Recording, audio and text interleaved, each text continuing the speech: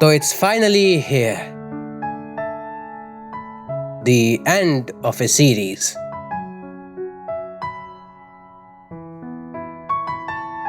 The end of the Makoto Shinkai review series.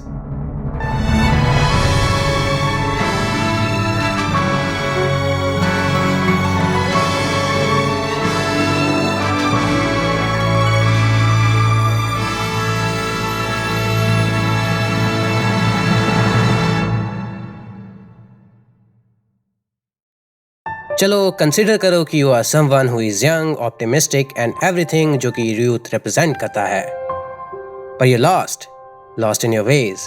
पर फिर तुम्हें मिलती है होप, लेकिन तभी the entire world crashes down on you ताकि वो तुमसे उस होप को अलग कर पाए। भला एक ऐसी सिचुएशन में what are you even supposed to do?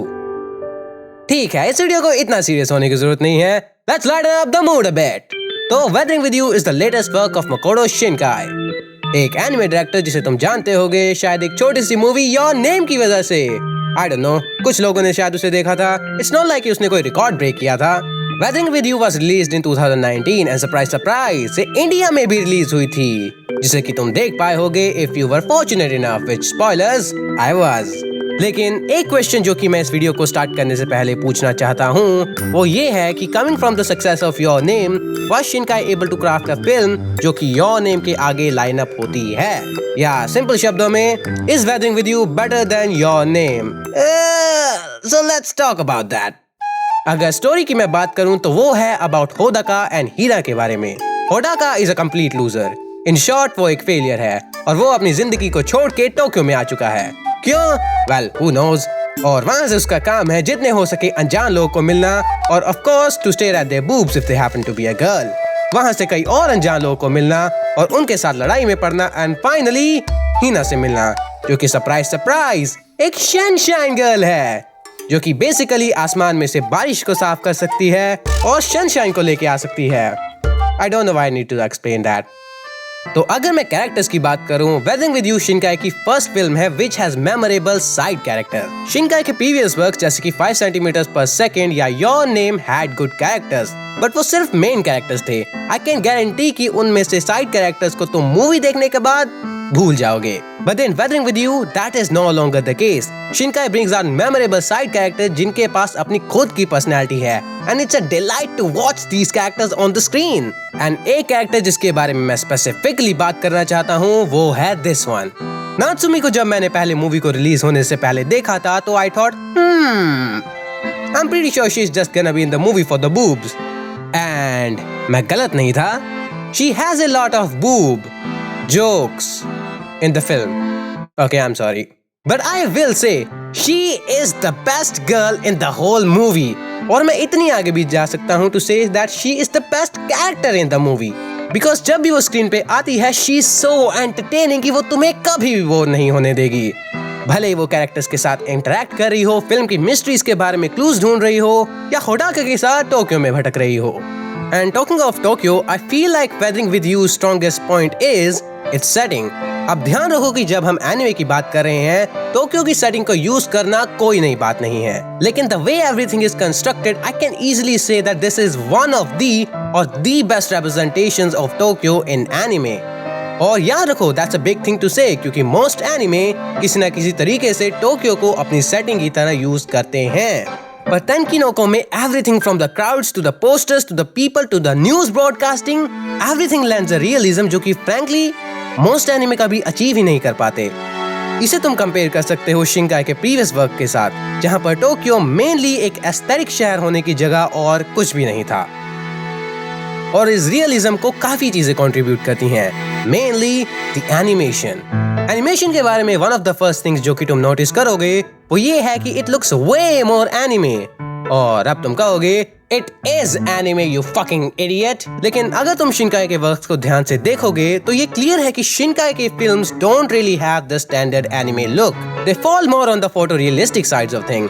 But with his recent works, Shinkai has started to change this, जो कि मेरे हिसाब से allows for some really great animation. इसी के साथ Shinkai uses CG in this film, जो कि अगर तुम जानना चाहते हो कि सीजी को एनिमे में कैसे यूज करते हैं, this is the perfect example. Shinkai uses every advantage of CG to create dynamic sequences, जो कि ऑलरेडी कमाल की एनिमेशन के साथ look so good. यहाँ पर अगर मैं कोई भी चीज क्रिटिसाइज करूंगा तो वो ये है कि sometimes you can tell कि ये चीज CG है, बट मेरे ख्याल से ये बहुत ही ज्यादा छोटी निटपिक होगी। तो हाँ, It's amazing. लेकिन इसी के साथ I can't forget about the most enjoyable part of the film. और तुम्हें पता है मैं किसके बारे में बात कर रहा हूँ, right? I'm talking about this.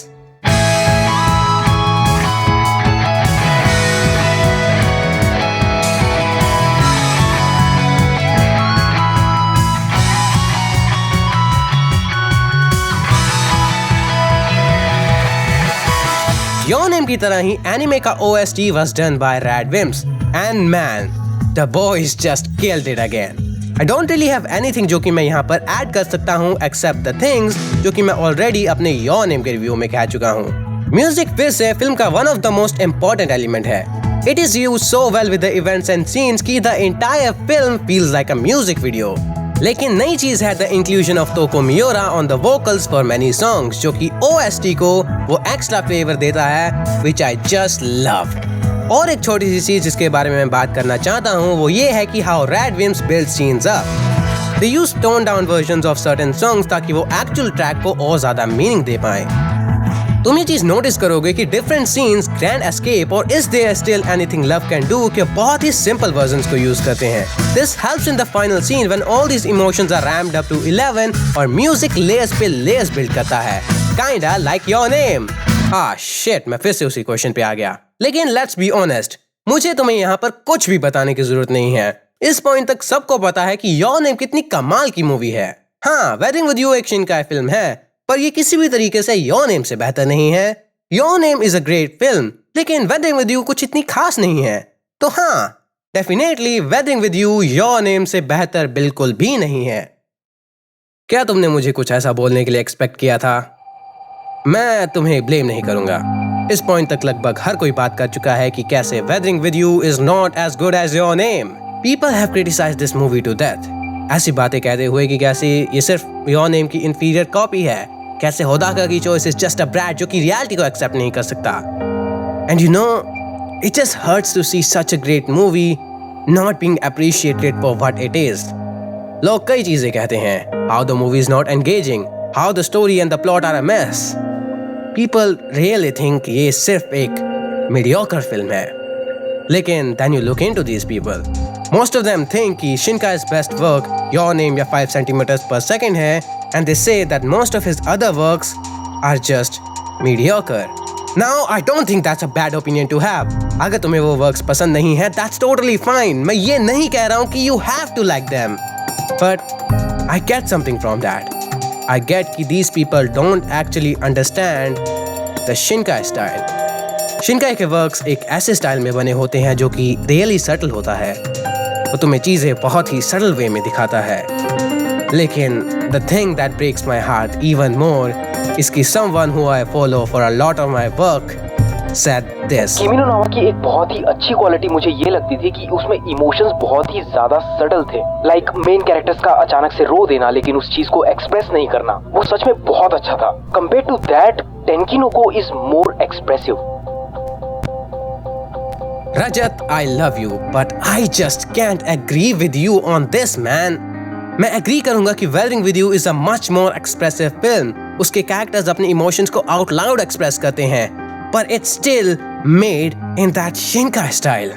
It still has that subtlety, and that's the thing people fail to realize. They just take the out loud things and don't see the subtle stuff, which directly leads to people making criticisms कि कैसे Shinkai तुम्हें कह रहे हैं कि अगर तुम्हें एक गन मिलती है तुम्हें उसे अपने पास रखना चाहिए, उसे लोगों पर चलाना चाहिए, और ग्लोबल वार्मिंग जो कि एक रियल इशू है उसे दुनिया को तबाह करने दो सिर्फ क्योंकि तुम्हें एक लड़की पसंद है।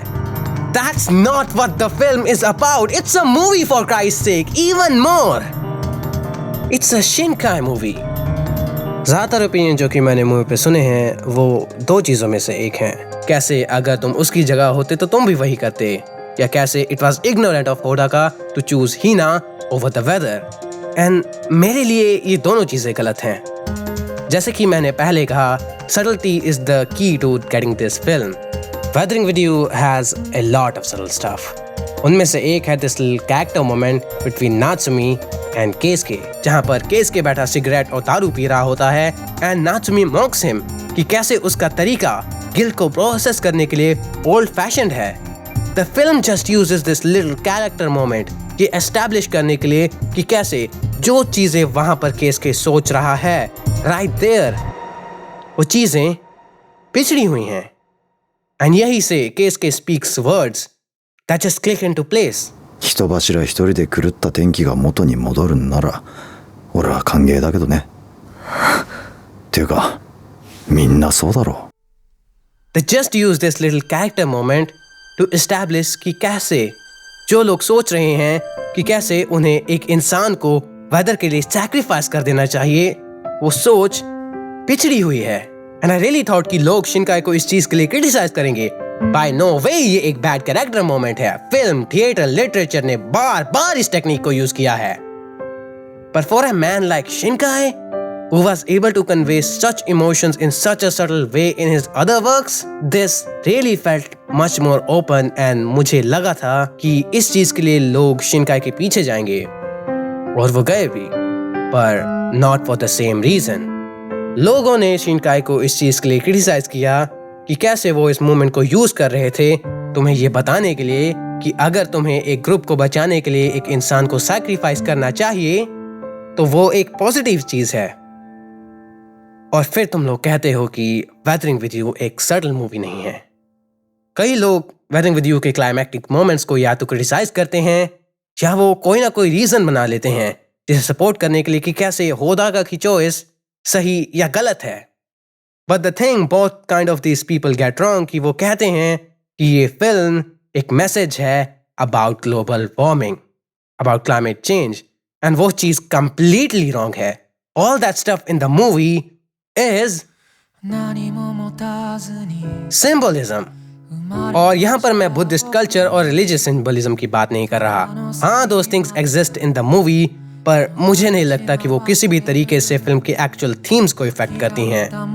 Weathering with You at its core एक मूवी है about problems that young people face, and कैसे कई बार वो चीजें पोस्ट करती हैं उन्हें to be separated from their loved ones.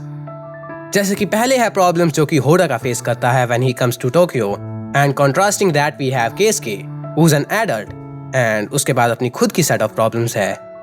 But the actual contrast takes effect when the weather starts going wild. होदाका और केisuke दोनों को ये चीज पता है कि weather will go back if they sacrifice just one human being. Keisuke is fine with it. Why? Because he's an adult. He has become accustomed to the world he lives in, and that's why वो उसे बदलना नहीं चाहता। And that's why he says again and again to Hodaka to grow up. But Hodaka, having that spirit of the youth, doesn't care. But एक crucial difference जो दोनों में है वो ये है कि Keisuke knows something that Hodaka doesn't. He knows that weather has always been crazy. But Hodaka doesn't. But still he has given up, while Hodaka hasn't. Hodaka sees this problem as his own. वो नहीं समझता कि weather has always been crazy. Sooner or later, things are going to turn out this way. And मेरे ख्याल से ये film का एक ऐसा एस्पेक्ट है जिसके बारे में कोई भी बात नहीं करता। This part represents the shithole many young people go through. उनके आसपास की दुनिया एक प्रॉब्लम को उनकी डिक्लेयर कर देती है, when in reality they have nothing to do with it. Sometimes कई चीजें होती हैं which are going to remain the way they are. तुम्हें लगेगा कि वो तुम्हारी प्रॉब्लम्स है क्योंकि frankly you were the one who noticed it. But तुम्हें नहीं पता कि वो प्रॉब्लम कहाँ से स्टार्ट हुई। वो चीज बार बार रिपीट होती है and this time you noticed it. But that doesn't really mean कि वो तुम्हारी प्रॉब्लम है। Tenkinoko is all about moving on from these kinds of problems. क्योंकि you are not perfect. तुम हर चीज को सॉल्व नहीं कर सकते। And sometimes you just have to let go. You know, people love bringing up the fact that Shinkai himself doesn't like Weathering with You that much. So that means कि it's a bad movie. And उस पे मैं कहूँगा, who cares about that? Robert Plant didn't like Stairway to Heaven. Kurt Cobain hated Smells Like Teen Spirit. लेकिन ये चीज उस fact को चेंज नहीं कर सकती that the music those people made is nothing less of a masterpiece. शायद Shinkai didn't see what he was doing, but I do, and I want you to see it as well. Now keeping everything जो कि मैंने अभी तक कहा है in mind, listen to these lyrics and tell me, तुम क्या समझते हो?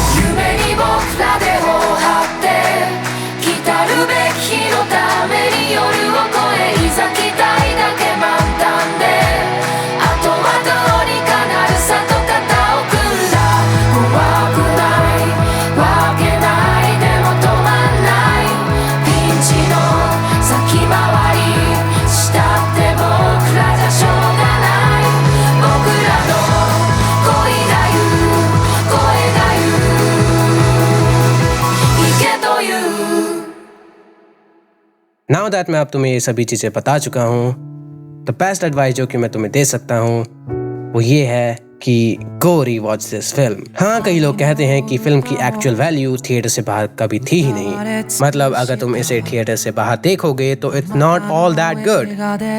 लेकिन सच बताऊँ तो मैं उन लोगों में से एक हूँ who didn't actually like Tenkinoko the first time I watched it. That's mainly one of the reasons why I didn't review it back in 2019. But लेकिन इसे दोबारा देखने के बाद I get everything. I get the subtlety, I get the themes, I get the core. And after all that, it just left me with the same feeling Your Name gave me. And मैं चाहता हूँ कि तुम भी इन चीज़ों को देखो. And at the end, I just love how the movie ends. वो तुम्हें दिखाती है कि the problems जिसे तुम इतनी बड़ी समझ रहे थे, at the end, हम as humans उन्हें adapt कर लेते हैं and everything goes back to normal for the most part. लेकिन इन सब में होडाका still खुद को इसका reason समझता है and वो उसका fault नहीं है. From his perspective, it is his problem. But by the end, Keisuke understands what's going on and he tells him. और end तक होडाका feels कि he is the cause. और अभी कई लोग कहेंगे क्या वो डायरेक्टली फिल्म के थीम्स को नहीं तोड़ता? Well, मैं उस पर एग्री करता, पर by the end of it, होडाका moves on जो कि उसके दिमाग में इतनी देर से चल रहा था. और अब तुम पूछोगे कि how do I know कि he moves on? Well, क्योंकि he says this. 僕たちはきっと大丈夫だ。世界が君の小さな肩に乗っているのが僕にだけは見えて書ける言葉を探した。 So in the end, is Weathering with You better than Your Name? And even though मैंने इस वीडियो को इस क्वेश्चन के साथ स्टार्ट किया था, right now मैं सिर्फ एक ही चीज़ कह सकता हूँ और वो है कि fuck that question. क्योंकि I am not interested in finding out कि अगर इनमें से एक फिल्म दूसरी से बेहतर है या नहीं. Because I just love both of them. And even though मैंने Weathering with You के बारे में इस वीडियो में बहुत सारी चीज़ें कही हैं, I will be the first guy to admit कि हाँ, Weathering with You एक masterpiece नहीं है. हाँ, Weathering with You एक perfect film नहीं है. It has flaws. It has lot of flaws. But hell, Your Name had a lot of flaws. And I loved Your Name. And I love Weathering with You for being what it is. You know, time के साथ एक चीज़ जो कि मैंने सीखी है वो ये है कि if you like something, you don't really have to go out of your way to show how perfect it is. क्योंकि simply at the end, it doesn't really matter. And I think that's the same thing with me right now. I don't care कि बाकी लोग क्या कहने वाले हैं, बाकी लोग क्या सोचने वाले हैं. मैं Weathering with You को दूंगा एक rating of 8.4 out of 10. And शायद अब तुम सोच रहे होंगे कि मैंने कहा कि Weathering with You एक मास्टरपीस नहीं है, Your Name एक मास्टरपीस नहीं है. तो क्या शिनकाई का कोई ऐसा पीस है भी जो कि एक मास्टरपीस है? And generally speaking, I just don't care.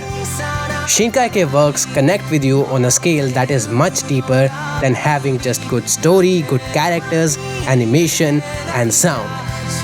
And अगर मेरे पास एक ऐसी चीज़ है I am not interested in finding out एक स्केल जो कि दुनिया यूज़ करती है चीज़ों को मेज़र करने के लिए कि वो चीज़ उस स्केल पे अच्छा परफॉर्म करेगी या नहीं, because simply I don't care, क्योंकि it's something that is special to me. And अगर वर्ल्ड के लिए वो चीज़ स्पेशल बनती है तो ग्रेट, एंड अगर नहीं बनती है तो वेल हू केयर्स एनीवेज। तो हाँ, होप करता हूँ कि इस बार भी मैंने तुम्हारा टाइम यूज़लेस चीज़ों के साथ वेस्ट ना किया हो जो कि मैं फ़िल्म के बारे में बोल रहा था। एंड होप करता हूँ कि तुम्हें ये वीडियो पसंद आई होगी। एंड अगर तुम्हें ये वीडियो पसंद आई है तुम इस वीडियो को लाइक कर सकते हो, मेरे चैनल को सब्सक्राइब कर सकते हो। And well that's all from me. मैं राजस्टर 103 मिलूंगा तुम्हें अगली वीडियो में, तब तक लिए सायोनारा।